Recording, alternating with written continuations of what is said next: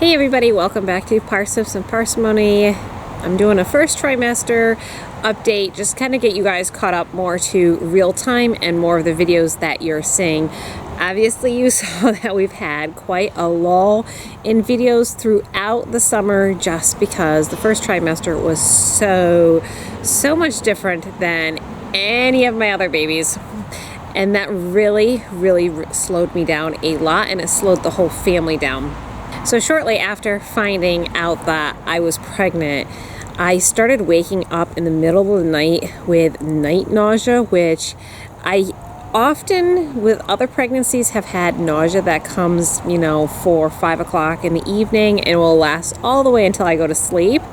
And then when I wake up, I feel so much better. Well, this nausea actually would wake me up out of a dead sleep.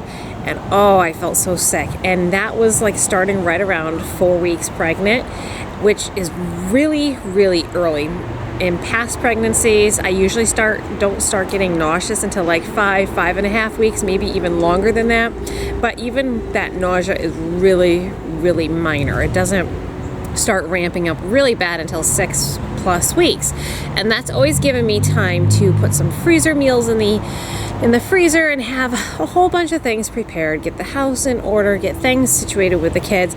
So the next couple weeks, as I'm not feeling well, I can just do freezer meals and we can just, survive those couple weeks of not feeling too well in the first trimester.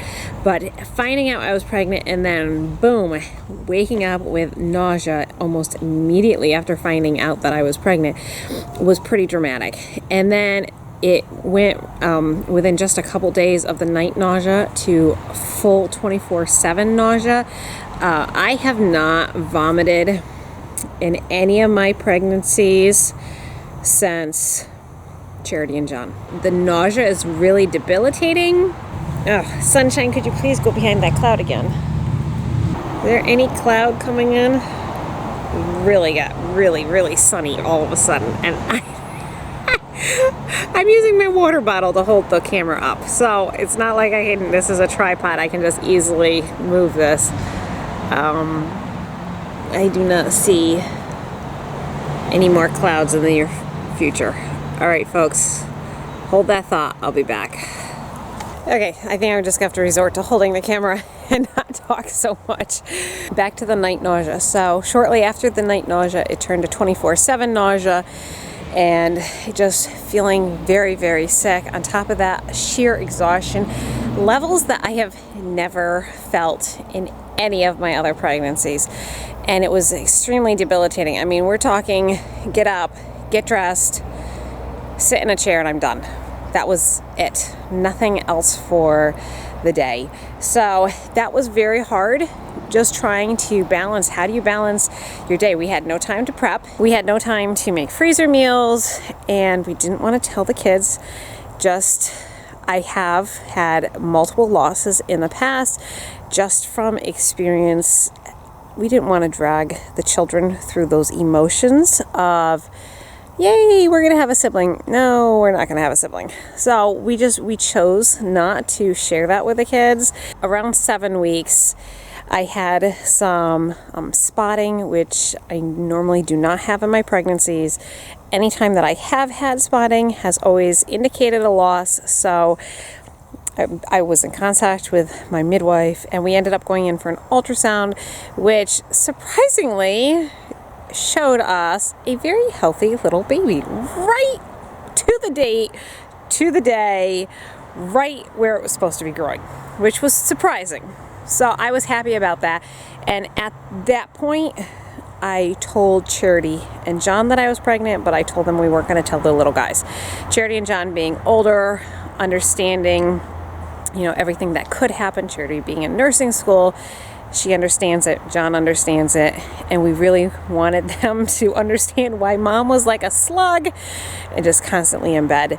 And that was very helpful, and they were able to help a little bit more around the house, just take up the slack where I was obviously not doing things as much as I was used to. Around 7 weeks, the nausea went to just nighttime, but the exhaustion was there. And it was still very dramatic. It was very debilitating, but we just, you know, we made the best of what we could. In past, when I've been pregnant, I will volunteer full time. I do everything I normally do, and no one ever suspects anything. And this time I could do none of that. Thus, the videos weren't getting done. Nobody was filming anything. I certainly wasn't editing, and it just was a rough couple weeks there. Fast forward to 9 weeks, I had again another episode of spotting and Braxton Hicks contractions, and it's not, I feel them usually in my pregnancies right around 7 weeks, so it's not unusual for me. What was unusual were they were every maybe 5-8 minutes. I mean, they were happening very consistently for 2 straight days, very consistently. And I texted my midwife and I'm like, really? Is this what happens when you get old? And my midwife is very frank with me. She, you know, it's just the reality of when you are a large family mama that your body feels a lot of these things sooner than if it was your first or your second pregnancy. So we didn't think a whole lot of it. But when it accompanied the spotting, again, thinking the worst, I ended up passing a clot and it stopped. And I had no other instances of spotting whatsoever. So I don't know what it is. I don't know why it happened. Definitely something new to me. Everything looked fine on the ultrasound. When I went in for an ultrasound, there was no hemorrhage there. We don't know. I have a thought. This is only a thought, and I cannot say whether it's true or not. I was thinking that it was possibly vanishing twins. That's why the extreme and sudden nausea, the exhaustion, unlike I've ever had with any of my other pregnancies. I've had people tell me that you look huge, you must be having twins. Gotta love it. And the ultrasound only showed one. So as far as we know, there is only one baby in there. I have been feeling much better. Things started to turn the corner around 13 weeks. Most of the nausea is gone. The tiredness, maybe a smidgen there. I mean, I'm not running full speed, guys. You saw what I did all spring, putting in all the gardens, and I'm not running at that speed. But I would say I'm back to what would be normal for me during a pregnancy, and just keeping up with cooking and housekeeping and teaching and all of that. So that sort of encompasses what has gone on in the first trimester. There was a lot of highs and lows. I did end up buying a Doppler, fetal Doppler for this pregnancy, just because of my history of recurrent losses. For my peace of mind. And I certainly couldn't be running to my midwife or getting an ultrasound every time I felt like I needed one. So the fetal Doppler was really the best way for me. I was able to find the heartbeat right at 9 weeks. I did have an appointment with my midwife, and we said, do you think it could be twins? And she said, no, it feels like you're right on date for where you are. So, you know, everything looks good there. And we're kind of getting into our normal routine. Now that I'm feeling back live, I'm happy to be doing our videos again. Art is going to be doing a little bit more filming with me to help for those days that I'm just feeling kind of blah. So you might be seeing a little bit more vlogs. I would like to do some more cooking things because right now food is my passion. If you haven't been able to tell, I have been loving food. I've been watching the Great British Bake Off.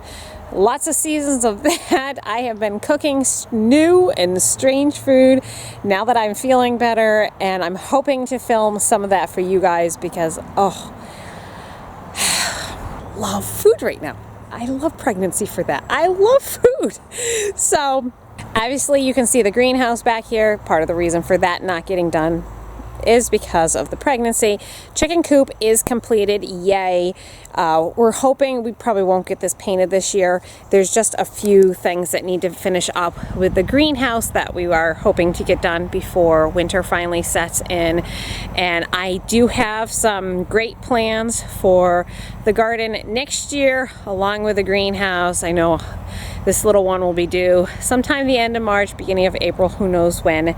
But that'll be right in the heart of starting all of our plants inside. So trying to get my head wrapped around that, about what I want to plant for next year, and also prepping the gardens. So in the springtime, there's not a lot of work to be done because I'm not going to have a lot of time in the first couple weeks to do a whole lot out here. So I think that covers everything. If you guys have any questions, feel free to leave them in the comments below. I will answer whatever I can. If you're looking for more food type inspiration and more up-to-date videos, check me out on Instagram. I've been posting a lot there. We are currently doing a October fall cleaning challenge, trying to get ready for the holidays because you guys know my house fell apart during the first trimester. You guys know if mom's not around, things go downhill, and they went downhill. So trying to get the house back in ship shape for the holidays. And check me out over on Instagram. I believe it's just Parsnips and Parsimony, and you can follow along. I also post a lot of my food stuff that I'm cooking. Today it was puff pancakes, and hop on over there for more real-time information. If you're new here, welcome. This is baby number 9 for us, and we are excited about welcoming a new little one. I had gotten a lot of questions whether we were going to have any more, and obviously with a family history of early menopause and me getting a bit older, we were thinking we were probably done, but we're very excited to have at least one more, and we're planning a home birth pending everything looks well, but that is our current plan. You can check out those other videos if you haven't seen them, if you're new here. Well, my home births that I've done in the past, they're all here on Parsnips and Parsimony. Thanks so much for watching. Hope you guys are doing well, and we'll see you for our next video. Bye.